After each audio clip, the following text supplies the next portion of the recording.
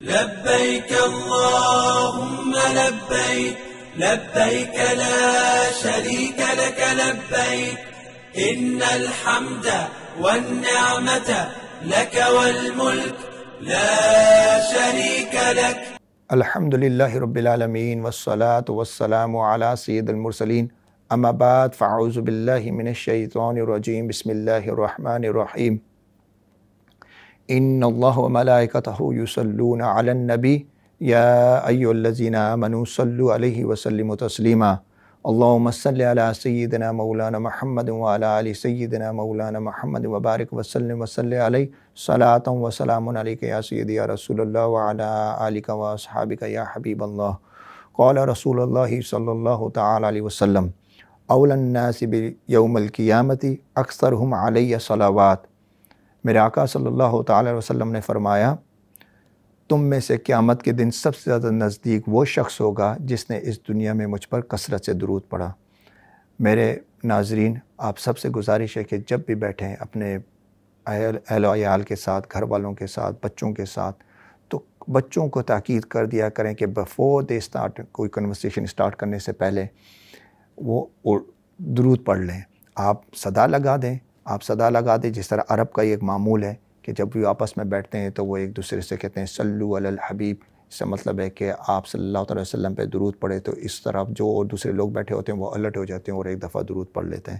تو ہم سب مل کے دوبارہ پڑھ لیتے ہیں اللہم صلی علی سیدنا مولانا محمد وعلی آل سیدنا مولانا محمد وبارک وسلم وصلی علیہ صلاۃ و سلام علیک یا سیدی یا رسول اللہ وعلی آلک و اصحابک یا حبیب اللہ. جس طرح آپ یہ مراحل ایک سلسلہ وار دیکھ رہے ہیں حج کے سلسلے میں، پچھلے پروگرام کے اندر آپ سے حج کے بارے میں بات ہوئی، قرآن میں جو حج کے بارے میں بتایا گیا کہ قرآن کی اہمیت، قرآن کے بارے میں کہ جو حج اصل میں ہے کیا، اور اس کا فرض ہونا قرآن سے ثابت ہوا کہ اس کا منکر جو ہے وہ سراسر کافر ہے، اور اگر اس کو جو منع مانے اور نہ کہے کہ یہ نعوذ باللہ ذالک، ایسے سننے میں بھی آتا ہے کہ لوگ کہتے ہیں کہ یہ ویسٹ منی ہے اور ایسی جانا وہاں، تو اس کا انکار کرنے والا وہ اسلام کے دائرے سے باہر ہے. حج کے بارے میں بہت سے حدیث مبارکہ آئی ہیں، اور اس کے بارے میں جس طرح پہلے بھی ایک حدیث مبارکہ بیان کی گئی کہ اگر جو شخص حج کرتا ہے اور وہ حج کرتے ہوئے حج کی نیت سے نکلا گھر سے اور راستے میں اس کا انتقال ہو گیا تو تا قیامت تک اس کو حج کا ثواب ملتا رہے گا. اور جو شخص عمرے کی نیت سے گھر سے نکلا اور راستے میں اس کا انتقال ہو گیا یا درمیان میں حج کرتے ہوئے اس کا انتقال ہو گیا، تا قیامت اس کو اس کا ثواب ملتا رہے گا، عمرے کا ثواب ملتا رہے گا. تو یہ حج کی جو یہ سیریز چل رہی ہے، اس میں ایک بہت اہم مسائل جو ڈسکس کرنے ہیں کہ اصل میں کہ وہ جب ہم حج کرنے جاتے ہیں، حج ہے کیا، کس طرح ہوتا ہے، ہم دو جو چادریں باندھتے ہیں وہ چادریں کیوں باندھی جاتی ہیں، ان کو کیا کہتے ہیں. تو یہ سارے مراحل انشاءاللہ اس میں آج ہم ڈسکس کریں گے. حج کے بارے میں جو فرائض اس کے کتنے فرائض ہیں. حج کے جو فرائض ہیں وہ 3 ہیں، 3 فرض ہیں اس کی، اور اس کے بعد وہ بیان کیا جاتا ہے. پہلے حج کے بارے میں بتا دیا جائے کہ حج اصل میں کتنے قسم کے حج ہوتے ہیں. حج 3 قسم کے ہوتے ہیں، آفاقی، حلی اور اہل حرم. آفاقی اصل میں اور حلی کیا ہے اور اہل حرم کیا ہے. جو حرم میں، حرم کی حدود بیسیکلی خانہ کعبہ کی جو مسجد ہے وہ نہیں، اصل میں اس کی حدود جو ہے وہ باہر تک ہے، اور بعض اس کی حدود جو ہے وہ 4-5 مائل ہے، اور کچھ ڈیفرنٹ اس کی جو ہے کوئی 8 مائل بھی ہے. اسی طرح اس کی چاروں طرف سے اس کی حدود لگتی ہیں. اس کی حدود جو ہے، یہ حدود جبرائیل علیہ السلام نے حضرت ابراہیم علیہ السلام کو بتائی تھی، اور جب اس کا گھر کر رہے تھے تو اس کی حرم کی حدود بتائی گئی تھی. تو حرم کے اس حرم کی حدود کے اندر نہ تو وہ امن والا شہر ہے، اس کے اندر نہ تو کسی کو قتل کیا جا سکتا ہے، نہ کسی سے جھگڑا کیا جا سکتا ہے، نہ کوئی ایسے معاملات کیے جا سکتے ہیں جس سے کسی کو اذیت پہنچے. اب جب ہم وہاں جاتے ہیں، یہاں سے آپ کو پتہ ہے کہ 4 ارکان جو اسلام کے 5 پلر ہیں، جن میں سے 4 ایسے ہیں کہ وہ دنیا کے کسی خطے میں بھی آپ ادا کر سکتے ہیں. پہلا تو آپ کا ایمان کا ہے کہ ایمان تو آپ کے ساتھ ہے، آپ کا بلیو ہے پھر اس کے بعد جو آگے 3 ہیں وہ آپ کے کہیں بھی نماز ہے، دنیا کے کسی خطے میں بھی آپ نماز پڑھیں آپ کی نماز ادا ہو جاتی ہے. آپ روزہ رکھیں آپ کی بدنی عبادت ہے، آپ پوشیدہ رکھیں ظاہر کریں وہ آپ کی عبادت ایسی ہے. پھر اس کے بعد زکوٰۃ کا معاملہ ہے کہ وہ آپ اپنے مال سے نکال کے لوگوں کو دیتے ہیں، وہ بھی ایک ایسی عبادت ہے. لیکن یہ جو 5واں ارکان ہے حج، یہ حرم کی حدود کے علاوہ یا اور جو مکہ میں جاتے ہیں وہاں ادا ہوتا ہے، اس کے علاوہ کہیں اور ادا نہیں ہو سکتا. اگر کوئی سوچے کہ میں گھر بیٹھ کے طواف کر لوں یا گھر بیٹھ کے میں حج کر لوں یا میں کسی اور امریکہ میں بیٹھ کے یا کینیڈا میں بیٹھ کے یا یو کے میں بیٹھ کے حج کر لوں، یہ پاسبلٹی اس کی ہے نہیں، یہ ہو نہیں سکتا. تو اس کی جو حدود ہے، حدودیں بھی بیان کی گئیں.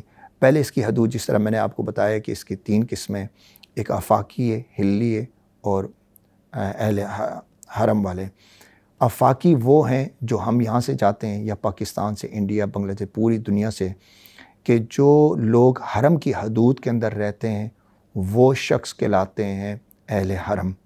وہ حرم کے اندر رہتے ہیں تو وہ اہل حرم کراتے ہیں. جو حرم کی حدود سے باہر اور میقات کی حدود کے اندر، میقات کی حدود بتائی گئی ہے جہاں سے آپ اندر آئیں تو آپ بغیر کسی اس کے، جس طرح آفاقی جائیں تو ان کو احرام پہننا پڑتا ہے، احرام کی نیت کرنی پڑتی ہے. اور جو میقات کی حدود ہے، اس میقات کی حدود کے اندر جو لوگ رہتے ہیں اس کو حلی کہتے ہیں کہ وہ حلی ہیں. پھر اس کے بعد آفاقی جو اس سے باہر، جو میقات کی حدود سے باہر رہتے ہیں وہ جو ہے آفاقی کہلاتے ہیں. اب ہم فرض حج ادا کرتے ہیں. حج اصل میں ہے کیا، کس طرح ادا ہوتا ہے، اس کے فرائض کتنے ہیں؟ جس طرح پہلے میں نے بتایا کہ اس کے 3 فرائض ہیں. ایک احرام ہے، وقوف عرفات ہے اور طواف زیارت ہے. یہ 3 اس کے فرض ہیں. اس کے بعد پھر واجبات ہیں. واجبات بتائے گئے ہیں وہ ڈیٹیل کے اندر. احرام کیا ہوتا ہے؟ احرام یہ ہے کہ آپ 2 چادریں، کیونکہ احرام اکثر سمجھی جاتی ہے کہ وہ 2 چادریں ہی احرام ہے، جب وہ آپ چادر پہن لیں تو وہ آپ کا احرام کہلاتا ہے. اصل میں احرام یہ ہے کہ آپ 2 چادریں پہنیں، پہننے کے بعد آپ احرام کی نیت کریں. آپ نیت کریں تو نیت کرنے کے بعد پھر آپ جب تلبیہ پڑھتے ہیں، تلبیہ پڑھنے کے بعد جو ہے نا آپ احرام کی پابندیوں کے در آ جاتے ہیں. تو احرام کی پابندیاں بہت سی ہیں، بہت سی احرام کی پابندیاں جو آپ کو فالو کرنی پڑتی ہیں. اگر آپ وہ فالو نہیں کریں، دنیا کے معاملات جس طرح آپ کو پتہ ہے کہ آپ کی جو ایسے معاملات ہیں جیسے بیگم کے ساتھ آپ کی کوئی ازواجی زندگی ہے لیکن وہاں آپ کوئی ایسا تعلق قائم نہیں کر سکتے احرام کی حدود کے اندر، یہ آپ کو پابندی لگ جاتی ہے. آپ جب یہ پابندی آپ کے اوپر لگ جاتی ہے تو آپ پھر جو ہے نا احرام کی اس میں پابندیوں میں موجود ہوتے ہیں. اسی طرح احرام ہے کیا، کیونکہ 2 جب چادریں پہنی آپ گھر سے نکلے. احرام کے بارے میں بڑے لوگوں کی ایک مس انڈرسٹینڈنگ یہ ہے کہ وہ سمجھتے ہیں کہ 2 چادریں پہن لی ہم نے، اب ہم احرام کے اندر آ گئے، اب یہ چادریں ہم نے آخر دم تک یہی چادر پہننی ہے، یہی چادر رہے گی. ایسا نہیں ہے کہ آپ چادریں چینج کر سکتے ہیں. اصل میں احرام کی وہ پوزیشن ہے کہ فار ایگزامپل اگر آپ گھر سے چلے، آپ یو کے سے چلے، آپ مکہ کرنے کے لیے، میقات کی حدود سے پہلے بھی آپ اس کی نیت کر سکتے ہیں. آپ جہاز کے اندر بھی احرام پہن سکتے ہیں، گھر سے نکلے آپ احرام پہن کے نکلیں، آپ پہ پابندی کوئی نہیں ہوگی. آپ پابندی اپنے اوپر نہ کریں، آپ اس کی نیت ابھی نہ کریں. جب آپ جہاز کے اندر پہنچ جائیں، میقات سے پہنچنے سے پہلے آپ اس کی اگر نیت کر لیں، میقات کی حدود میں داخل ہونے سے پہلے تو آپ احرام کی پابندیوں میں آ جاتے ہیں. احرام کی پابندیاں بہت زیادہ ہیں، وہ میں انشاءاللہ بھی آپ کو بتاتا ہوں. اس سے یہ میں نے فرائض بتائے. اس کے بعد پھر واجبات. یہ بات یاد رکھیں کہ اگر ان تینوں فرائض میں سے ایک بھی فرائض آپ کا چھوٹ گیا، ایک بھی جس میں آپ کا احرام ہے، وقوف عرفات ہے، طواف زیارت ہے، ان تینوں میں سے ایک بھی چھوٹ گیا، آپ کا حج نہیں ہوگا. آپ کا حج جو ہے وہ کمپلیٹلی سرے سے نہیں ہوگا، وہ آپ کا حج نہیں، ایک بھی آپ نے چھوڑ دیا. ہاں، واجبات میں سے ایک بھی چھوٹ جائے تو وہ واجبات 6 ہیں، ان میں سے اگر ایک بھی چھوٹ جائے تو آپ کا حج ہو جائے گا، لیکن آپ کو اس کا جو ہے نا آپ کو اس کا جو کفارہ وہ دینا پڑتا ہے. تو وہ اب حج کے اس میں کیا ہے کہ وہ آپ اس کی جو سزا ہے وہ ایک بکرے قربان کرنا، حرم کی حدود کے اندر آپ نے اس کو ایک سیکریفائز کرنا پڑتا ہے. حج کے واجبات: مزدلفہ میں رات گزارنا پہلے واجب ہے. رمی جمرات یعنی شیطان کو کنکریاں مارنا. حج کی قربانی کرنا. حلق یا قصیر یعنی بال منڈوانا یا بال کٹوائیں یا شیو کروا دیں، صفا مروہ کی سعی کرنا، طواف وداع کرنا یعنی جب رخصت ہو رہے ہوں تو اس ٹائم ایک طواف کرنا، یہ واجبات ہیں۔ ان میں سے ایک بھی چھوٹ گیا تو آپ کو اس کا فورا ادا کرنا پڑتا ہے۔ اس کے بعد پھر حج کتنے قسم کے ہوتے ہیں؟ حج بھی 3 قسم کے حج ہیں، حج افراد، حج تمتع اور حج قران، یہ 3 حج ہوتے ہیں۔ اب ان حج کو یہ کس طرح کیا جاتا ہے، ان کے معنی کیا ہیں، یہ کس طرح ہوتا ہے ان کے؟ حج افراد صرف حج کی نیت سے احرام باندھیں گے اور حج ہی کر سکتے ہیں اس کے اندر، آپ اس کے اندر صرف حج افراد ہوگا تو وہ صرف حج ہی کر سکتے ہیں۔ حج تمتع کیا ہے کہ عمرہ اور حج آپ احرام پہنیں گے، گھر سے نکل کے احرام پہنیں گے، جب آپ میقات کی حدود سے پہلے جب اس کی نیت کریں گے یا گھر سے نیت کریں گے تو احرام کی پابندی کے اندر آئیں گے تو آپ پہلے عمرہ ادا کریں گے، پھر اس میں کیا ہوگا کہ عمرے کی نیت کرنے کے بعد پھر آپ اس کے ساتھ آپ کی حج بھی آپ کریں گے۔ تو حج اس ٹائم آپ نہیں، کیونکہ آپ جب عمرہ کر بیٹھیں، عمرہ کر لیا آپ نے، تو اب آپ احرام بھی اتار سکتے ہیں۔ پھر آپ 8 تاریخ سے پہلے 8 ذی الحجہ سے پہلے آپ نے وہ دوبارہ 8 ذی الحجہ کو وہ پہننا ہے، دوبارہ احرام پہننا ہے اور پھر حج کے لیے آپ نے حج کی نیت کرنی ہے۔ حج قران کیا ہے؟ حج قران یہ ہے کہ عمرہ آپ عمرہ کر سکتے ہیں اور حج کر سکتے ہیں، لیکن اگر آپ مثال کے طور پہ اگر آپ 2 ذی الحجہ کو نکلتے ہیں گھر سے اور حج قران کی نیت سے نکلے، اس میں یہ ہوگا کہ آپ عمرہ کریں گے، پھر آپ احرام اتار نہیں سکتے، آپ پہ احرام کی پابندیاں رہیں گی اس وقت تک جب تک آپ حج پورا کمپلیٹ نہیں کر لیتے۔ حج قران یہ۔ حج تمتع میں یہ کہ اگر آپ حج کرتے حج اور عمرے کی نیت سے گھر سے نکلے، آپ نے عمرہ کیا، اب آپ احرام اتار سکتے ہیں، پھر 8 ذی الحجہ کو دوبارہ پہن سکتے ہیں۔ تو جب آپ اتاریں گے، احرام اتر جائے گا، آپ کا حلق کروا دیں گے عمرے کا، تو اس کے بعد آپ کی پابندیاں ختم ہو جائیں گی، پھر پابندیاں دوبارہ 8 تاریخ سے دوبارہ وہ پابندی۔ اور حج افراد میں یہ کہ آپ صرف حج کر سکتے ہیں، حج کر لیا آپ نے، حج کرنے کے بعد پھر جو ہے آپ نے اس میں آپ حج کر کے پھر جب پورا حج کمپلیٹ کر لیں تو آپ اس کا احرام اتار سکتے ہیں، ورنہ اس کا احرام نہیں اتار سکتے ہیں۔ اس میں ایک یہ ہے کہ حج تمتع اور حج قران، حج تمتع میں اور حج قران کے اندر آپ پہ قربانی واجب ہے، آپ نے قربانی کرنی ہے، اور حج افراد میں قربانی آپ پہ واجب نہیں ہے، آپ قربانی نہیں کرتے، اگر آپ کریں تو مستحب عمل ہے، اس میں آپ قربانی کر سکتے ہیں۔ اسی طرح یہ ہے کہ آپ جب حج کر لیا یا حج تمتع کر رہے ہیں، تمتع زیادہ تر کیونکہ یو کے سے جاتے ہیں جو لوگ، جو زیادہ تر پاکستان، انڈیا اور یہ پوری دنیا سے جاتے ہیں، وہ حج تمتع کرتے ہیں، کیونکہ ہم کچھ دنوں پہلے پہنچتے ہیں، تو کچھ دنوں پہلے پہنچنے کے بعد وہ پھر ہمارا حج اس میں ہوتا ہے۔ اور یہ بات یاد رکھیں کہ اگر حج قران جو کرتے ہیں، کیونکہ ان سب میں افضل جو ہے حج قران ہے، آپ صلی اللہ تعالی وسلم نے اپنی زندگی کے اندر ایک حج فرمایا اور وہ حج بھی حج قران تھا کہ آپ، اور اس کی پابندیاں بڑی مشکل اور اس میں مشقت ہوتی ہے، حج کی جو احرام کی پابندی ہیں اس کو برقرار رکھنا یہ بڑا ایک مشکل کام ہے، کیونکہ اس میں بہت سی پابندیوں کو فالو کرنا پڑتا ہے، تو وہ انسان کے لیے تھوڑا سی آزمائش ہو جاتی ہے۔ اور جس طرح پاکستان انڈیا سے لوگ جاتے ہیں تو وہ پھر ظاہری بات ہے ہر روز ہی کوئی نہ کوئی اس پہ دم واجب ہو جائے گا، اور پھر وہ اس کو دم واجب ہوگا تو وہ اس کو پے کرنا پڑے گا۔ اسی طرح عمرے کے بھی اگر آپ عمرے کی نیت سے جا رہے ہیں، اور اگر آپ عمرہ کرنے جا رہے ہیں تو عمرے میں آپ نے کیا کرنا ہے؟ عمرے میں بھی 4 چیزیں آپ پہ لازم ہیں، احرام، طواف، سعی اور حلق کرنا، اس میں 4 چیزیں۔ پھر آپ نے اگر حج کر لیا اور حج کر کے آپ یہ سوچ رہے ہیں کہ آپ واپس جب آپ آ رہے ہیں تو آپ واپس یا عمرہ کرنا چاہتے ہیں تو آپ دوبارہ عمرہ کر سکتے ہیں، لیکن وہ عمرہ کرنے کا وہ پھر وہ الگ ایک سلسلہ اس میں شروع ہو جاتا ہے، تو وہ پھر جو ہے نا اس میں ایک کنفیوژن رہتی ہے کہ جب انسان حج تمتع کر رہا ہے تو حج تمتع کرنے کے بعد آپ اگر 2 تاریخ کو یا 3 تاریخ کو یا گھر سے نکلے آپ اور ڈائریکٹ آپ کی فلائٹ مدینہ شریف جا رہی ہے، ابھی آپ مکے نہیں جا رہے، تو یا ہم گھر سے احرام پہن کے نکلیں گے یا نہیں، تو اس میں آپ کو احرام پہننے کی ضرورت نہیں ہے۔ آپ پھر اس وقت جو ہے نا آپ جب وہاں سے نکلیں گے مدینہ شریف سے، پھر آپ وہاں سے نیت کریں گے، آپ کہ وہ آپ نیت کیا کرتے ہیں، حج قران کی کرتے ہیں یا حج تمتع کی کرتے ہیں۔ تو یہ پابندیوں کا یہ ایک تھا کچھ پابندیاں احرام کے حوالے سے کہ احرام میں پابندیاں کون کون سی پابندیاں ہوتی ہیں، اس کا کفارہ کیا ہے۔ کفارہ تو ایک ہے حج قران کا اگر کوئی غلطی آپ سے ہو جائے یا کوئی واجب آپ سے چھوٹ جائے تو آپ یہ یاد رکھیں کہ کیونکہ اس میں آپ نے نیت حج اور عمرے کی ہے، طواف، اس میں اگر کوئی غلطی ہو جائے تو وہ آپ کو 2 اس میں دم دینے پڑتے ہیں۔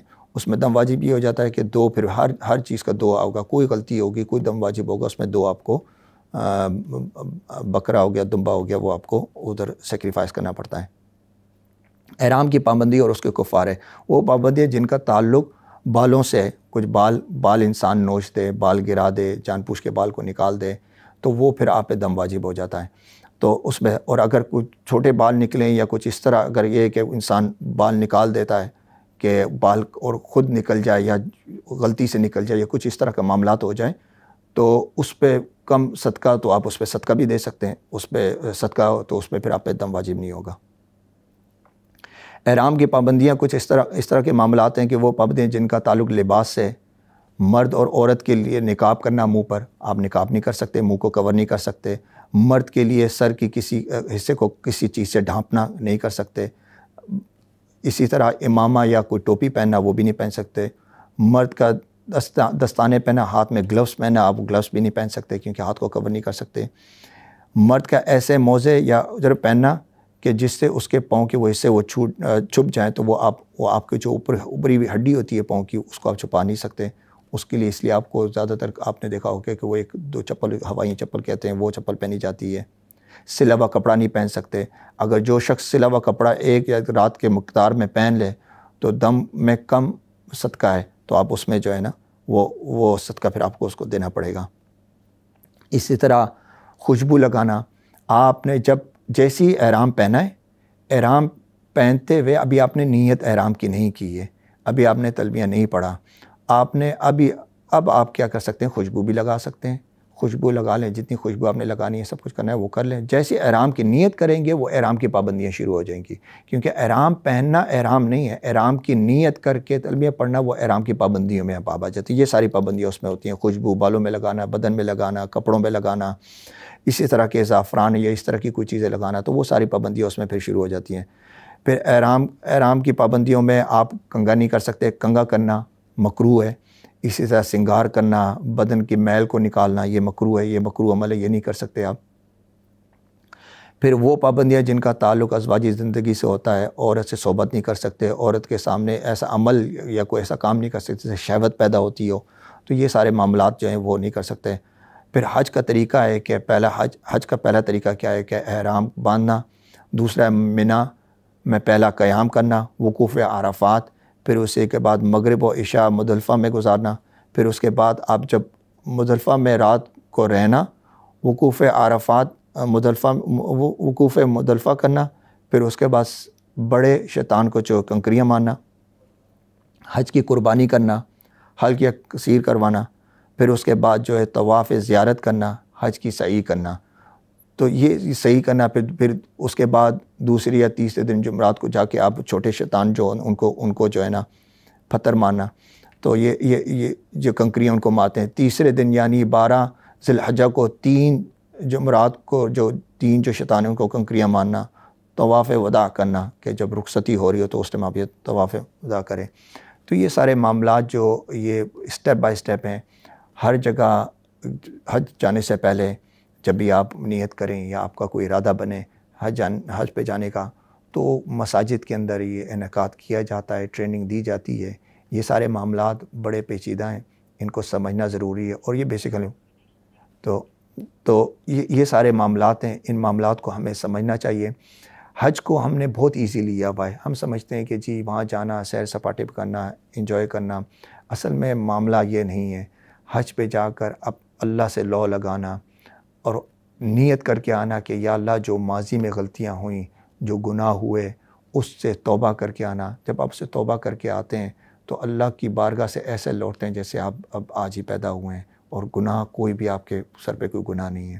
اور اگر آپ یہ سوچیں کہ میں وہاں جاتا ہوں جگہ دیکھنا، انجوائے کرنا، نارمل ہالیڈیز کی طرح وہاں ٹائم گزارنا، وہاں کی گرمی کو اکثر دیکھا گیا ہے، وہاں جاتے ہیں، بزرگان دین نے لکھا، علماء نے لکھا کہ جب مدینے پہنچیں یا مکہ پہنچیں تو وہاں کی گرمی کو گرمی نہ کہیں، اور وہاں یہ نہ کہ بہت گرمی ہے، بڑا یار عجیب سی گرمی ہے، وہاں کی کوئی چیز عجیب نہیں ہے، وہاں ہر چیز بڑی برکت والی ہے، وہ زمین وہ خطہ بڑی برکت والا ہے۔ اسی طرح مدینہ شریف جب پہنچے، سرکار کی بارگاہ میں جب حاضری دیں، وہاں اگر آپ کو گرمی لگے، دھکا دے، کچھ دے، تو اپنی زبان بالکل آپ بند رکھیں، سر جھکا کے چلیں، کیونکہ وہ سارا مقامی ادب کا ہے۔ ادھر تو فرشتے بھی اپنی آواز اونچی نہیں کرتے، وہاں تو ایسے معاملات ہیں کہ صحابہ نے اپنی آواز اونچی نہیں کی۔ تو جب سرکار کی بارگاہ میں پہنچیں اور اپنے آپ کو وہاں اس طرح پیش کریں کہ آپ واقعی میں لگیں کہ آپ سچے عاشق رسول، ایک غلام جو سرکار کی بارگاہ میں آیا ہے، اور آ کر وہ جو ہے نا اپنی دل کے حالات آپ کو بتا رہا ہے۔ کیونکہ دیکھیں، انسان کو کوئی تکلیف پہنچتی ہے تو وہ اپنے بڑوں سے بات کرتا ہے، کوئی پریشانی پہنچتی ہے تو وہ بڑوں سے رابطہ کرتا ہے۔ تو یہ معاملات ہے کہ جب یہ معاملات وہاں آپ جا کے بیٹھ کے بات کریں گے، ان کو بتائیں گے سرکار کی بارگاہ میں دل کے ساری باتیں آپ کھول کے، کیونکہ سرکار ہر معاملات کو جانتے ہیں، ہر بات کو جانتے ہیں۔ ہم بات وہاں کرتے ہیں، پھر اللہ سبحانہ وتعالیٰ جب ہمیں موقع دیتا ہے کہ وہاں ہم پہنچیں، تو یہ بڑے خوش نصیب لوگ ہوتے ہیں وہاں پہنچنا، کیونکہ یہ بلاوا ہوتا ہے، یہ خود کوئی نہیں چاہتا۔ تو اسی طرح یہ معاملات اگر ہم دیکھیں، اپنے آپ کو اتنا پریپیئر کر کے جائیں، ویل پریپیئر کر کے دیکھیں، کہیں جاتے ہیں، کہیں ہالیڈے پہ، نارمل ہالیڈے پہ جاتے ہیں، بڑی تیاری کر کے جاتے ہیں، یہ بھی ضرورت پڑ سکتی ہے، وہ بھی ضرورت پڑ سکتی ہے۔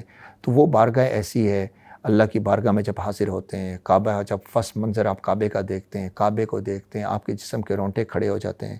وہ معاملات آپ جب دیکھتے ہیں، وہ جب آپ میدان عرفات میں ہوتے ہیں، تو آپ کو وہ ایک منظر ایسا یاد آتا ہے کہ یہ قیامت میں بھی کوئی ایسے ہی ہوگا۔ انسان کو کسی چیز کی کوئی ہوش نہیں ہوتی، چادریں جسم پہ لپیٹی بھی ہوتی ہیں، نہ انسان کو یہ پتہ ہوتا ہے کہ ابھی کیا کھانا ہے، ابھی کیا، لیکن وہ ایسے رب کی بارگاہ میں اپنے آپ کو پیش کرتا ہے کہ یا اللہ، اب میں نے اپنے آپ کو تیرے سامنے سرنڈر کر دیا ہے، اب میں تیری بارگاہ میں آ گیا ہوں، لبیک اللہم لبیک، کہ میں آ گیا ہوں مولا، اب میں تیری بارگاہ میں آ گیا ہوں، اب مجھے تیری مدد اور تجھے اپنے حوالے کر دیا ہے، تو مجھے بدل دے، تو مجھے نیک بنا دے۔ تو یہ دعائیں کریں وہاں جا کر، اور یہ سارے معاملات پھر اسی طرح سرکار کی بارگاہ میں جائیں، وہاں جا کے اپنے دل کی باتیں کریں سرکار سے، اور ادب سے رہیں۔ اصل دیکھیں، سارا معاملہ ادب کا ہے۔